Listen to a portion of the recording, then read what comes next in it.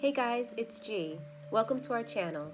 Today's episode of Unsolved is about a little girl named Hope out of St. Louis, Missouri.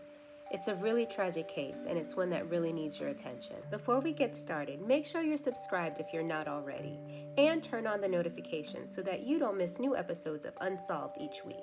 Leave us a comment to let us know what you think and also what other cases you might want us to cover.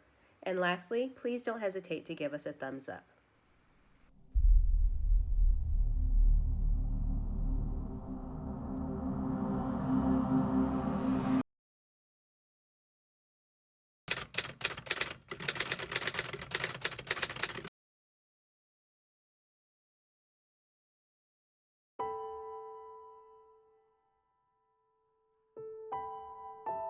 It was the winter of 1983 in St. Louis, Missouri.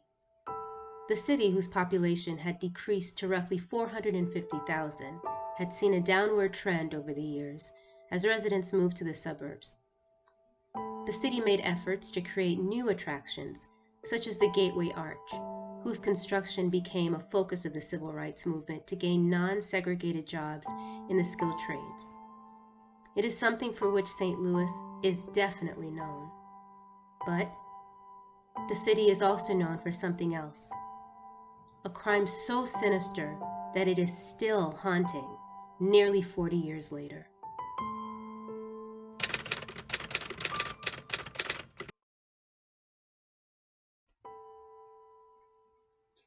On February 28, 1983, two men were rummaging for a pipe to fix their broken van in an abandoned building.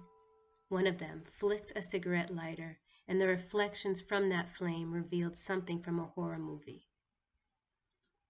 There, in the basement, at 5635 Clemens Avenue, they found the decapitated body of an African-American girl, face down and with her hands bound behind her back with red and white nylon rope.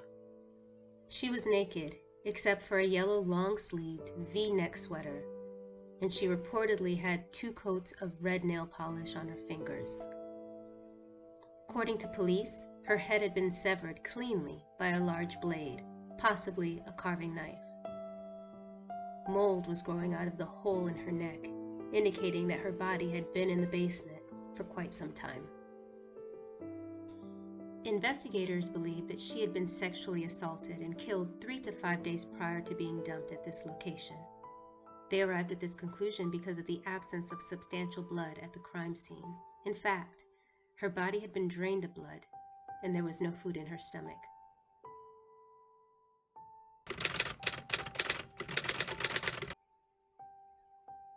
At first, police believed that she may have been a prostitute, but a closer inspection of her body revealed that she was prepubescent and that she was probably only between the ages of 8 to 11 years old.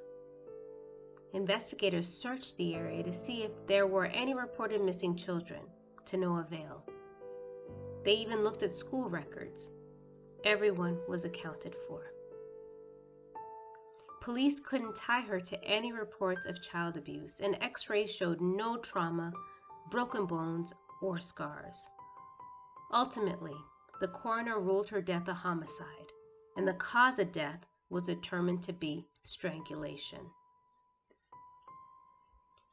The morgue held her body about 9 months before giving up on the idea that someone might come and claim her. The city eventually paid to bury her in the Washington Park Cemetery as Jane Doe.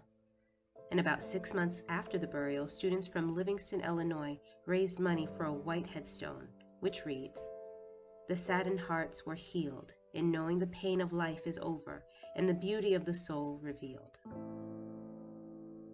But it was placed on the wrong grave.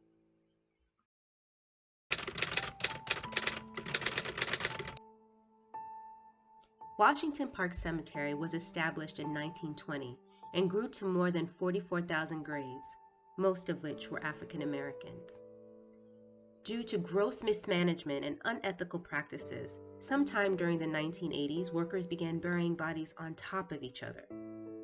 Then, in 1991, the state accused the former owner of mismanagement after finding bones above ground in shallow graves and others with multiple bodies. burials there stopped about 20 years ago, as did money for maintenance. Most of the 50 acres became a dump for tires, furniture, and pallets.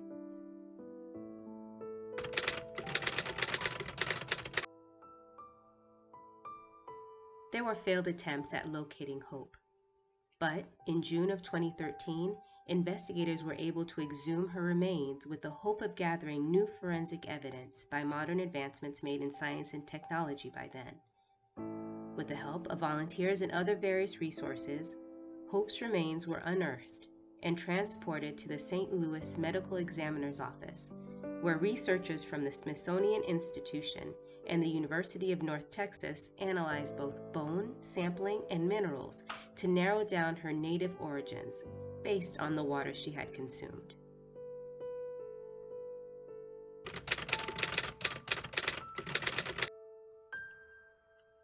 Hope was buried for the second time in February 2014 at Calvary Cemetery in the Garden of Innocents. St. Louis County Police bagpipers played in the background as she was laid to rest, yet again. A modest crowd was present, and her pallbearers were retired detectives and police officers.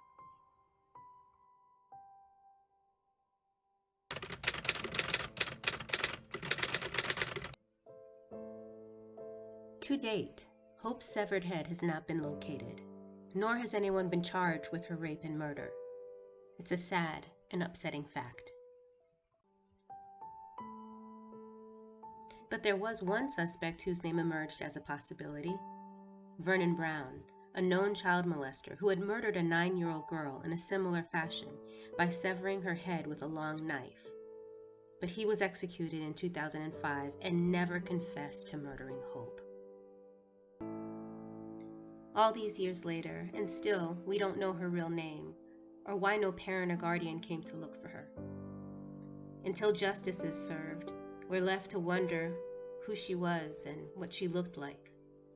So, for now, we will lovingly call her Hope.